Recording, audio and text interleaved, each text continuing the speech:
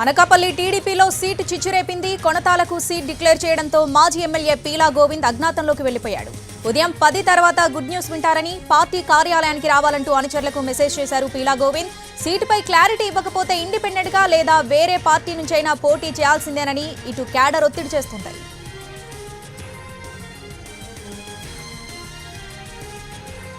అనకాపల్లి టీడీపీలో seat చిచ్చురేపింది. కొనతాలకు seat declare చేయడంతో మాజీ ఎమ్మెల్యే పీలా గోవింద్ అజ్ఞాతంలోకి వెళ్లిపోయాడు. ఇక పూర్తి అప్డేట్స్ మా ప్రతినిధి రవిచంద్ర ఫోన్ ద్వారా అందిస్తారు. రవిచంద్ర, పీలా గోవింద్ ఎటువైపు వెళ్లబోతున్నారు, ఏంటి, ఎట్లాంటి నిర్ణయం తీసుకోబోతున్నారు?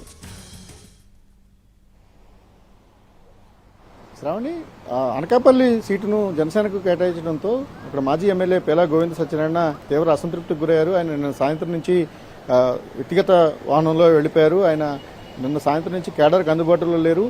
ప్రస్తుతం విజయవాడలో ఉన్నారు. విజయవాడలో మధ్యాహ్నం 2 గంటల తర్వాత చంద్రబాబు నాయుడుతో సమావేశమయ్యే అవకాశం ఉంది. ఈ సమావేశంలో కొంత స్పష్టత ఇచ్చే ప్రయత్నాన్ని అధిష్టానం చేస్తుంది. ఏ కారణం చేత జనసేనకు ఈసారి సీట్ ఇవ్వాల్సి వచ్చిందనేది. అయితే తీవ్ర అసంతృప్తితో ఉన్న కేడర్ను సంతృప్తి పరచాలన్నా లేకపోతే తనకు సంబంధించిన నాయకత్వాన్ని నిలబెట్టుకోవాలన్నా ఖచ్చితంగా ఈసారి తనకు టికెట్ కావాలనే విషయాన్ని అధిష్టానం ముందు పీలా గోవింద్ చెప్పబోతున్నారు.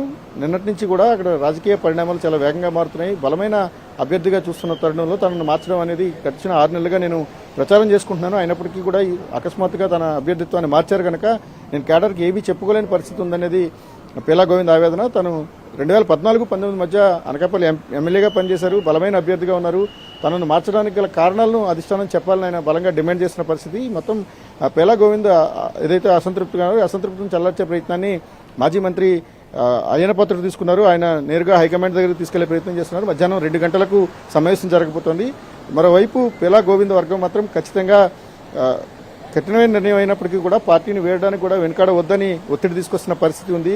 రేపు జరగబోయే సమరంలో ఈ అవకాశాన్ని వదులుకుంటే మరోసారి పోటీ చేయడానికి అవకాశం రాకపోవచ్చు. అనకాపల్లి లాంటి జనసేన స్ట్రాంగ్ సీట్ను జనసేనకు వదిలిపెట్టడం అనేది కరెక్ట్ కాదనే ఒక అభిప్రాయాన్ని వ్యక్తం చేస్తున్న తరుణంలో పీలా గోవింద్ నెక్స్ట్ స్టెప్ ఎలా ఉంటుందనేది మాత్రం ప్రస్తుతం రాజకీయ వర్గాల్లో ఆసక్తిని రేకెత్తిస్తోంది.